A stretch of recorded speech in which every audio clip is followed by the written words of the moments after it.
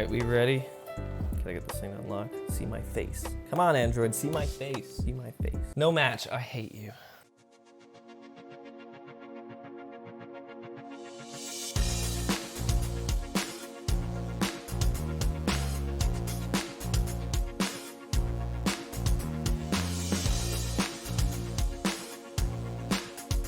Welcome back. It's been, I don't even know how long, maybe 3 or 4 months at this point. This whole quarantine nonsense has been just so fun to live through, but thankfully Chaz has ordered a wonderful surprise for the channel so we can still upload a little bit of content. We have the QSC KSub.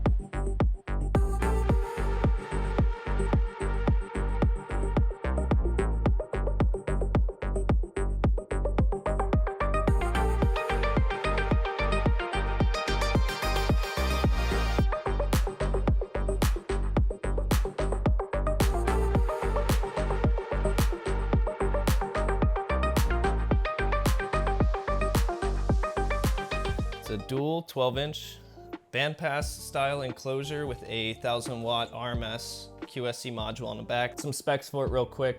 Again, 1000 watts continuous. It's 130 decibels max SPL. It doesn't say what frequency that's at, but the frequency range of it is 44 hertz to 148 hertz. It has multiple inputs, your standard XLR 1/4 inch combo in and out.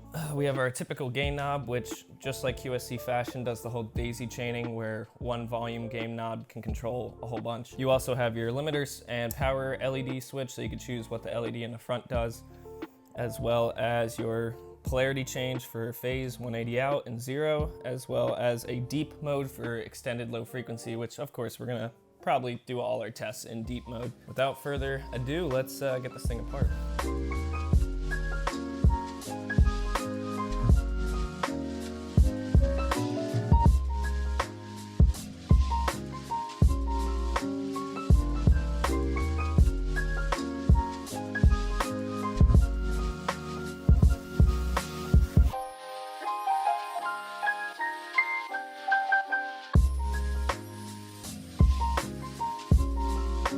So after absolutely kind of tedious process, I guess to say, we got a woofer out. We have one of the 12-inch drivers out. It's a double stacked magnet. It's vented. Unfortunately, QSC put the foam kind of cork to silence any motor movement. The problem with that is when you drive these woofers for an extremely long period of time at high volumes, that the whole assembly heats up. And the problem with that is foam tends to melt under high temperatures and then it gets into the voice coil gap. So I'm not too big of a fan of that part. Of course they use spades, which is always my favorite. We have a flat spider here, double roll surround with a moderately deep cone. Looks like a 2.5 inch voice coil, maybe 3, it's a little hard to tell. So again, nothing too crazy. It's good old QSC fashion. They really focus on the amplifier and the enclosure. The enclosure is absolutely gorgeous. It's really solid, well made. Even the design, I mean, they flared the ports coming out the front and the rear is properly sealed with polyfill inside. So, and typically in our Two Dudes Audio fashion, we would free air this, but the way QSC did this with its whole bandpass design and everything, the wires are way too short for us to pull it out. It was quite a pain to just get this one woofer out, nonetheless, have it all hooked back up to do a free air. You just take our word for it. I'm sure this thing moves at least a solid ½ inch or so. Again, these are 212s. They're gonna be more for the 40 to 50 hertz frequency range, so more of your rock kick drum. And you know, reggae, hip hop, it will do okay with, but if you're really looking for those deep lows, this probably isn't gonna be your best bet. But again, we're gonna give you a sound test. We'll let you decide for yourself. So let's put this back together and we'll see how it sounds. All right, so in Two Dudes Audio fashion, we are going to free air it. This is as close as we can get, basically, to free airing it.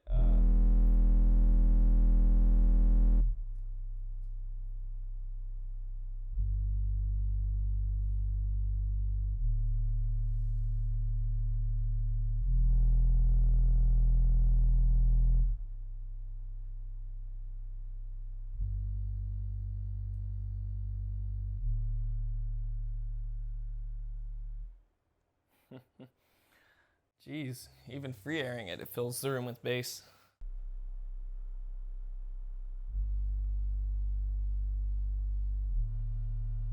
Jesus. Oh my God, dude. That actually gets pretty dang low for 212s. Right?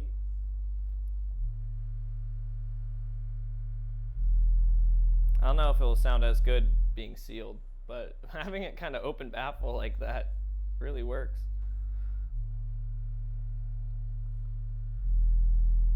Wow, it can really produce that like 28-ish hertz note.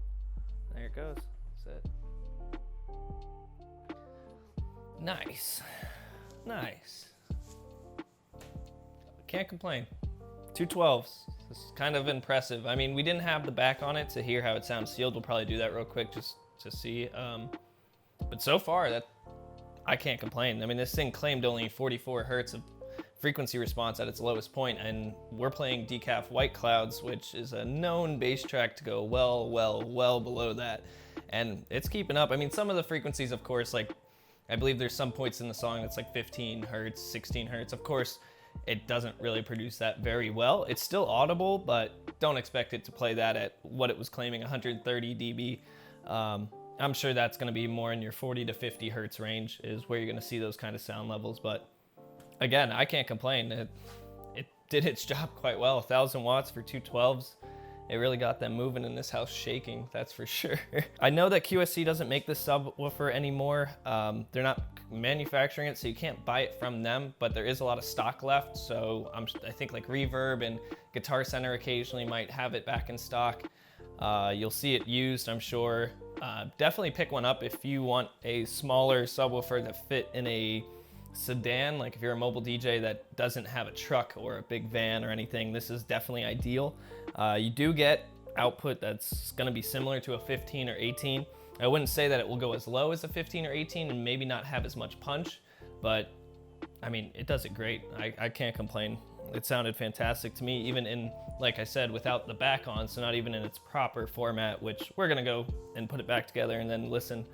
But yeah, not bad. So now that we have it all back together, we're gonna play decaf again and see how basically the sound changes, because now it's actually how it's supposed to be.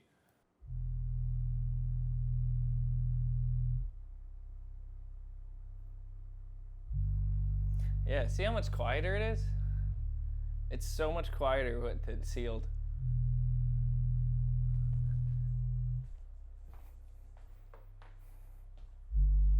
I mean, oh wow, okay, so I was just in a dead spot, actually. Not bad.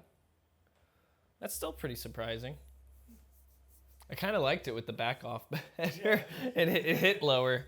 It was more of an open baffle design as opposed to a bandpass. Yeah.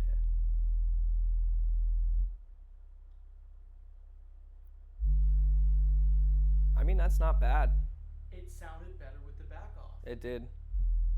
You hear that? It still hits that pretty low though. That's not bad. It sounds muddy though. You hear it bottom Yeah, out. you can hear the drivers more. They could definitely hear it where I'm standing right now. They can for sure hear that. You can hear just woofer movement. But it's funny, the second you go out, of course, because this is a giant dead spot, I'm in the middle of the room. But yeah, no, not bad. Not bad at all. So that was the QSC KSub, which is a 212 bandpass style active subwoofer by QSC.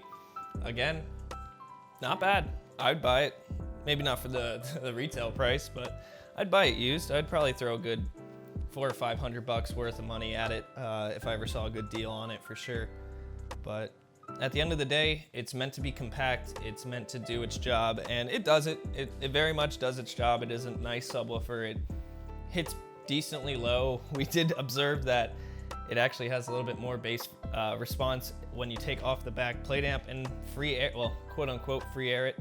But that's kind of the properties of a bandpass compared to like an open baffle. Open baffle is always going to have a much lower peak in response as opposed to a bandpass. But yeah, that's about it, guys. That's all we have for you today. Hopefully we'll have some more material as everything opens back up. We'll see. Stay healthy. Thanks again.